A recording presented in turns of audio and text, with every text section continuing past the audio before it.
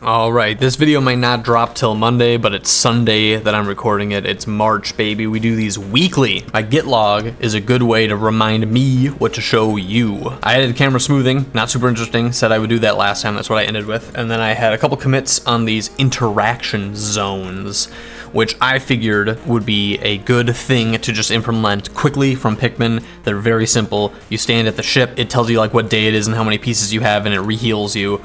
But most importantly, if you stand under an onion, it brings up the onion UI to bring out Pikmin. Those are like interaction zones. And again, I'm learning the engine. I don't even know Godot. I need to learn how Godot does them is what I mean to say, because I've done these things before. I know how to do these things in Unity. I'm learning them here.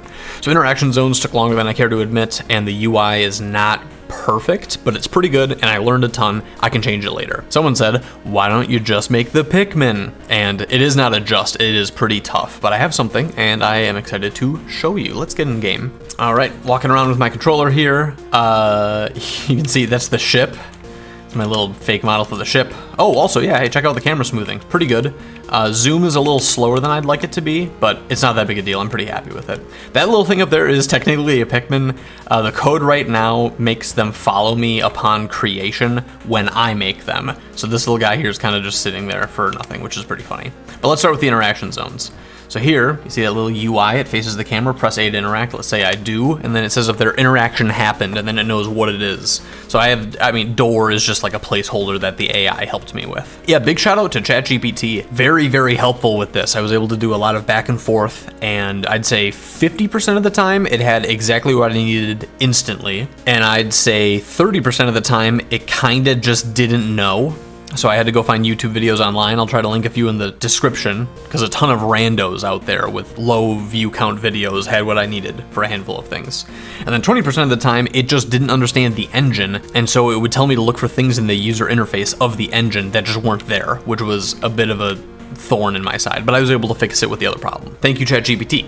Anyway, press A to interact. You can see the camera.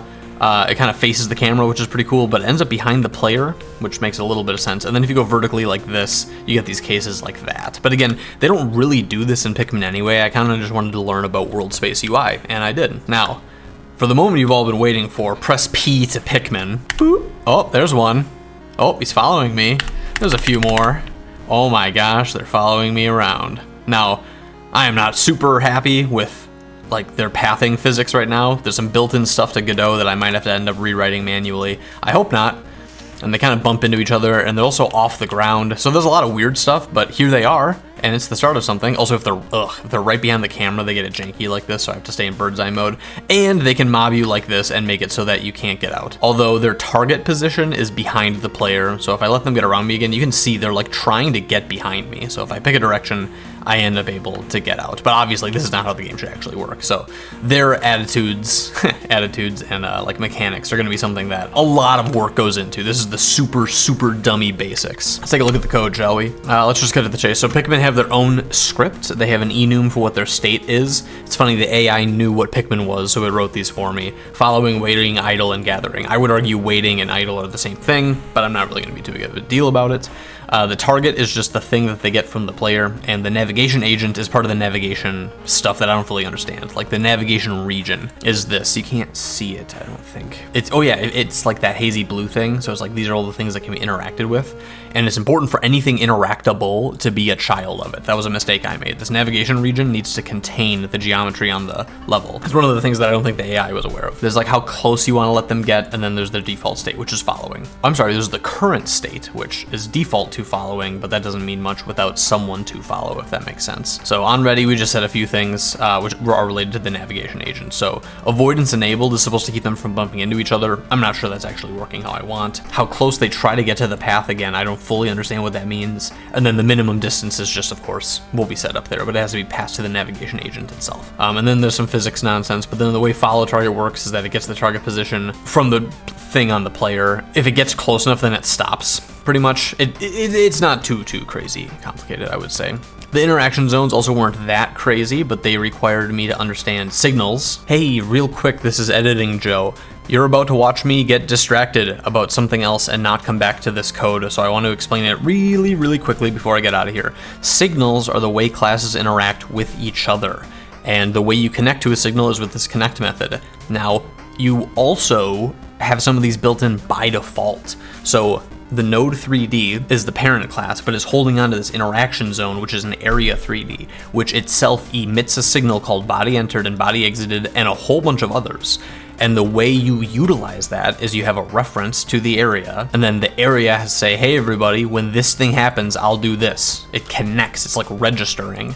It's like there's a whole bunch of different words for this, but the point is this is a signal. I'm connecting to the signal with body entered, which is my method for what happens when it enters, and then my method for when it exits. And it's really tight, it's really good. Now, you can control click within Godot. Like I'm not even using like an external code editor.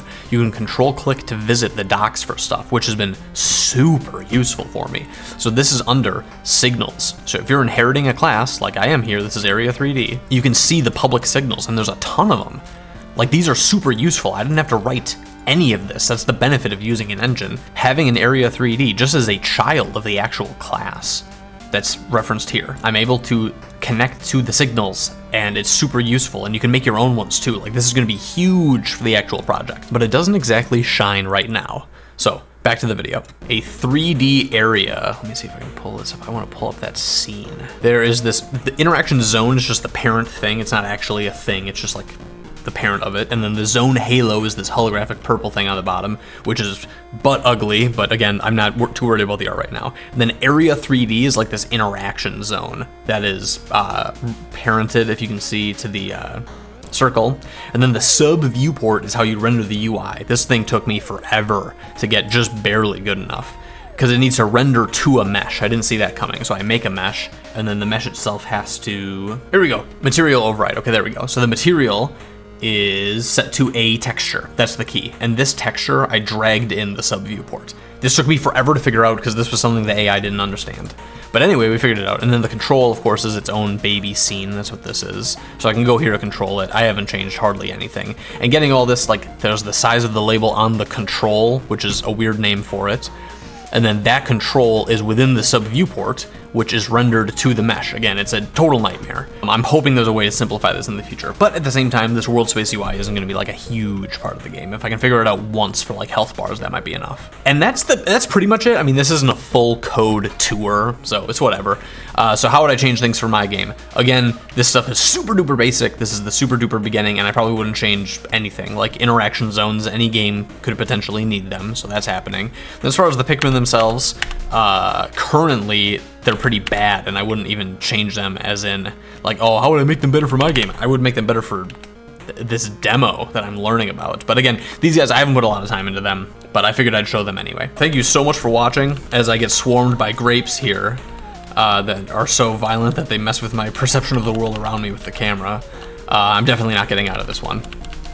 Oh, snap, I'm losing frames. Anyway, thank you so much for watching. I hope you're along for the ride. We're gonna keep this up, baby, weekly. Holy cow, are they pushing me into the sky? Am I in the air? Damn, okay, this sucks. Anyway, thanks for watching.